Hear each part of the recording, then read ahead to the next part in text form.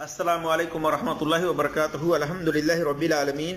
والصلاة والسلام علی اشرف الانبیاء والمرسلین نبینا محمد وعلی آلہ وصحبہ اجمعین. اما بعد، اعوذ باللہ من الشیطان الرجیم. بسم اللہ الرحمن الرحیم. قال اللہ تبارک وتعالی فی قرآن المجید: لقد کان لکم فی رسول اللہ اسوۃ حسنہ رب اشرح لی صدری ویسر لی امری واحلل عقدۃ من لسانی یفقہوا قولی رب زدنی علما. میرے عزیز دوستوں اور بھائیوں اور میری اسلامی خواتین و حضرات، اللہ تبارک و تعالیٰ کی توفیق سے میں آپ کے سامنے جس ٹاپک پر، جس موضوع پر بات کرنے کی کوشش کر رہا ہوں، وہ ٹاپک و موضوع ہے: ایک ٹانگ پر دوسری ٹانگ رکھ کر سونا کیا جائز ہے یا جائز نہیں ہے؟ اس بارے میں آپ صلی اللہ علیہ وسلم نے کیا رہنمائی فرمائی ہے، ہم تھوڑی تفصیلی طور پر بات رکھنے کی کوشش کریں گے. اللہ تبارک و تعالیٰ سے دعا ہے کہ اللہ تبارک و تعالیٰ ہمیں حق بات اور سچ بات کہنے کی توفیق عطا فرمائے، اور جو ہم سے لفظی طور پر کہنے میں خطائیں ہوں، اللہ تبارک و تعالیٰ اس کو معاف فرمائے. آمین یا رب العالمین. اس بارے میں میرے عزیز دوستوں اور بھائیوں اور میری اسلامی خواتین و حضرات، اکثر و بیشتر کچھ بھائی ایک دوسرے کو منع کرنے والی حدیث کو پوسٹ کرتے ہیں، اور وہ حدیث کچھ اس طرح سے ہے کہ جابر بن عبداللہ رضی اللہ تعالیٰ عنہما بیان کرتے ہیں،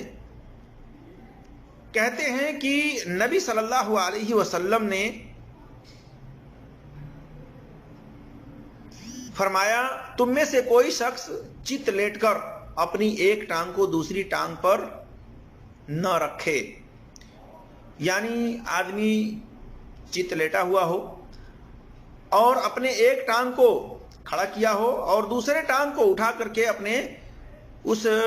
کھڑے ٹانگ کے اوپر گھٹنے پر رکھا ہوا ہو، تو اس طرح سے لیٹنے سے آپ صلی اللہ علیہ وسلم نے منع فرمایا ہے. اس حدیث کو ایک دوسرے کو پوسٹ کرتے ہیں، جو کہ صحیح مسلم کے اندر حدیث نمبر 5503 وغیرہ پر ہے.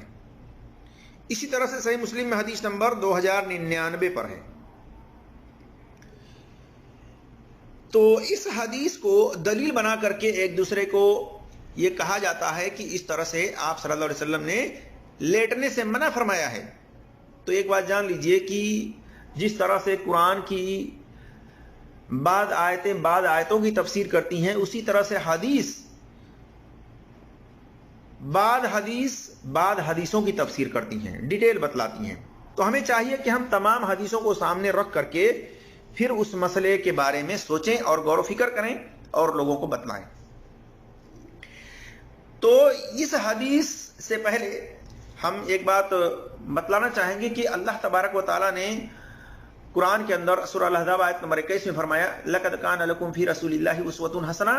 کہ لوگوں رسول کی زندگی تمہارے لیے بہترین رول ماڈل ہے، بہترین نمونہ ہے، بہترین آئیڈیل ہے. تو جب اللہ تبارک و تعالیٰ نے رسول اللہ صلی اللہ علیہ وسلم کہ زندگی کو ہم تمام ایمان والوں کے لیے بہترین رول ماڈل بنایا ہے، بہترین آئیڈیل بنایا ہے، بہترین نمونہ بنایا ہے، تو ہم کیوں نہ آپ صلی اللہ علیہ وسلم کے عام طور پر جو عمل ہیں، جو حکم ہیں، اس کو دیکھ کر کے اس کو فالو کریں، اس پر عمل کرنے کی کوشش کریں. اسی میں سے آپ صلی اللہ علیہ وسلم نے جو یہ حکم فرمایا ہے کہ تم میں سے کوئی شخص چت لیٹ کر اپنی ایک ٹانگ کو دوسری ٹانگ پر نہ رکھے، وہیں آپ صلی اللہ علیہ وسلم کا یہ عمل بھی ہے کہ آپ صلی اللہ علیہ وسلم کو صحابی نے دیکھا کہ آپ صلی اللہ علیہ وسلم مسجد میں لیٹے ہوئے تھے چت، اور آپ نے ایک ٹانگ کو دوسرے ٹانگ کو کھڑے کر کے اس کے گھٹنے پر آپ رکھے ہوئے تھے. یہ بھی میں آگے تفصیل سے حدیث آپ کے سامنے رکھوں گا. تو جو یہ حدیث ہے صحیح مسلم میں حدیث نمبر 5503 2099 وغیرہ پر، اس میں تو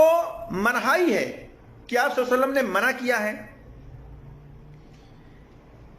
اس بارے میں اہل علم نے کیا کہا ہے، کیا تطبیق دی ہے دوسری حدیث کو سامنے رکھ کر کے. تو دوسری حدیث بھی آپ دیکھ سکتے ہیں، صحیح مسلم کے اندر اور صحیح بخاری میں بھی ہے. یہ حدیث صحیح مسلم میں حدیث نمبر 5504 ہے اور 2100 پر ہے، یعنی 2100 پر. تو جو یہ حدیث کے اندر ہے کہ عبداللہ بن زید بن عاصم رضی اللہ تعالیٰ عنہ کہتے ہیں کہ رسول اللہ صلی اللہ علیہ وسلم مسجد میں اپنے ایک پیر کو دوسرے پیر پر رکھ کر چت لیٹے ہوئے تھے، اور یہ صحابی کہہ رہے ہیں کہ ہم نے دیکھا، یہ صحابی دیکھ بھی رہے ہیں. اور یہ حدیث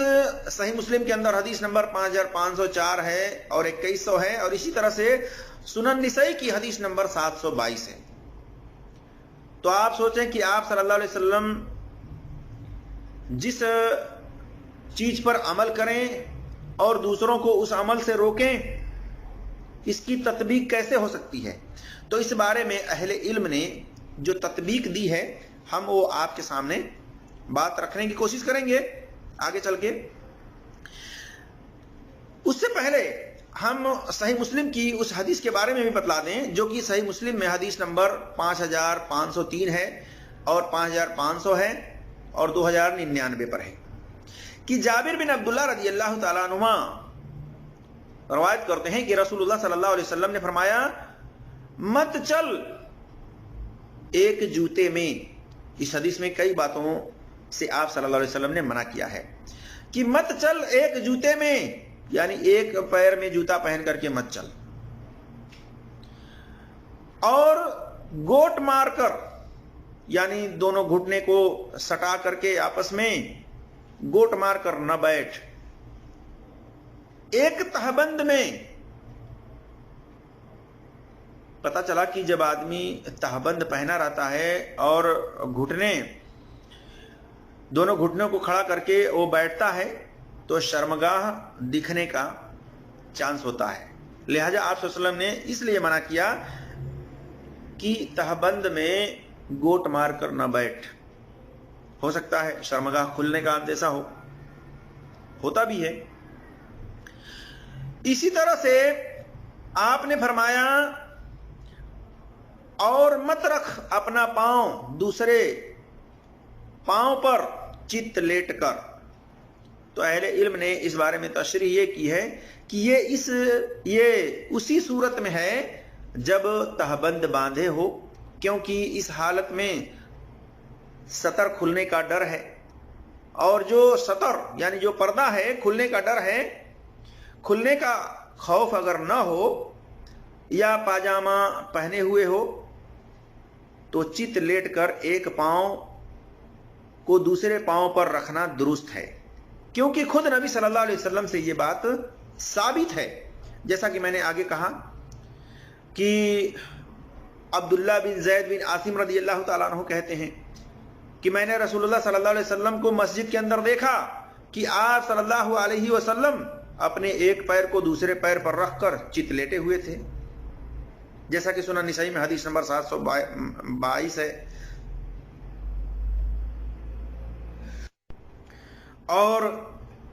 صحیح بخاری کے اندر یہ حدیث آپ دیکھ سکتے ہیں، حدیث نمبر 6287 وغیرہ پر ہیں، اور 2100 میں صحیح مسلم میں 2100 میں ہے، 5504 وغیرہ میں ہے. تو پتہ چلا کہ آپ صلی اللہ علیہ وسلم مسجد کے اندر چت لیٹے ہوئے تھے اور اپنے ایک پیر کو دوسرا پیر کھڑا کر کے اس کے گھٹنے پر رکھے ہوئے تھے. تو اس بارے میں اہل علم نے یہ تطبیق دی ہے، جیسا کہ شیخ حافظ محمد امین حفظ اللہ ہیں، سنن نسائی کی حدیث نمبر 722 کے تحت اردو حاشیے میں لکھتے ہیں، کہتے ہیں کہ ایک روایت میں پاؤں پر پاؤں رکھ کر چت لیٹنے کی ممانعت بھی وارد ہے. تو کہتے ہیں کہ بعض علماء کے بقول دونوں روایات میں تطبیق یوں ہے کہ ٹانگیں بچھی ہوئی ہوں، یعنی دونوں ٹانگیں اگر بچھی ہوئی ہیں، چت لیٹا ہوا ہے، تو پاؤں پر پاؤں رکھ کر لیٹنا جائز ہے، کیونکہ اس طرح پردہ صحیح ہو جاتا ہے، شرمگاہ دکھنے کا چانس نہیں ہوتا ہے۔ اور اگر گھٹنے کھڑے ہوں اور ٹانگ پر ٹانگ رکھی ہو تو یہ منع ہے، کیونکہ یہ شکل دیکھنے میں قبیح لگتی ہے، یعنی دیکھنے میں یہ برا لگتا ہے۔ لیکن امام خطابی رحمۃ اللہ علیہ کے بقول ممانعت والی حدیث منسوخ ہے، یعنی امام خطابی رحمۃ اللہ علیہ کہتے ہیں کہ جو منع کرنے والی حدیث ہے یہ منسوخ ہو چکی ہے، لہذا اس پر عمل نہیں ہو سکتا ہے۔ لیکن اس کی دلیل ہونی چاہیے، امام خطابی رحمۃ اللہ علیہ نے اس کی کوئی دلیل پیش نہیں کی ہے۔ راجح یہ ہے کہ اگر پردہ برقرار رہے تو چت لیٹ کر کسی بھی طرح ٹانگوں پر ٹانگیں رکھی جا سکتی ہے، اس میں کوئی حرج نہیں ہے، یہ جائز ہے، اور نبی صلی اللہ علیہ وسلم سے یہ چیز ثابت ہے۔ تو پتہ چلا میرے عزیز دوستوں اور بھائیوں اور میری اسلامی خواتین و حضرات کہ اگر کوئی چت لیٹا ہوا ہو اور اس نے پاجامہ پہنا ہوا ہو، انڈر ویئر پہنا ہوا ہو، اور اپنے ایک پیر کو دوسرے پیر کو کھڑا کر کے اس کے گھٹنے کے اوپر رکھا ہوا ہو تو اس طرح سے لیٹنا جائز اور درست ہے۔ لیکن اگر وہ صرف تہبند پہنا ہوا ہو، انڈر ویئر نہ پہنا ہوا ہو، تو ایسی حالت میں چت لیٹ کر کے اپنے ایک پیر کو دوسرے پیر کو کھڑا کر کے اس کے گھٹنے پر رکھنا یہ جائز اور درست نہیں ہے، اس لیے کہ اس میں یہ بات واضح ہو جاتی ہے کہ شرمگاہ دیکھنے کا چانس ہوتا ہے، شرمگاہ کھلنے کا اندیشہ ہوتا ہے، لہذا ایسی صورت میں چت لیٹ کر کے اپنے ایک پیر کو کھڑا کر کے دوسرے پیر کو اس کے اوپر گھٹنے پر رکھنا یہ جائز اور درست نہیں ہے، لہذا اس سے پرہیز کیا جائے۔ اور اس صورت میں جائز اور درست ہے کہ آدمی انڈر ویئر پہنا ہو، پاجامہ پہنا ہو، تہبند پہنا ہو، پھر تو اگر شرمگاہ کھلنے کا اندیشہ نہ ہو، ڈر نہ ہو، تو اپنا ایک پیر دوسرے پیر کو کھڑا کر کے اس کے گھٹنے کے اوپر رکھنا جائز اور درست ہے۔ یہ دونوں حدیثوں کو ملا کر کے سامنے رکھ کر کے یہ مسئلہ واضح ہو جاتا ہے اور یہی راجح ہے۔ اللہ تبارک و تعالیٰ سے دعا ہے کہ اللہ تبارک و تعالیٰ ہم تمام مسلمانوں کو قرآن اور صحیح حدیث پر عمل کرنے کی توفیق عطا فرمائے، آمین یا رب العالمین۔ السلام علیکم ورحمۃ اللہ وبرکاتہ۔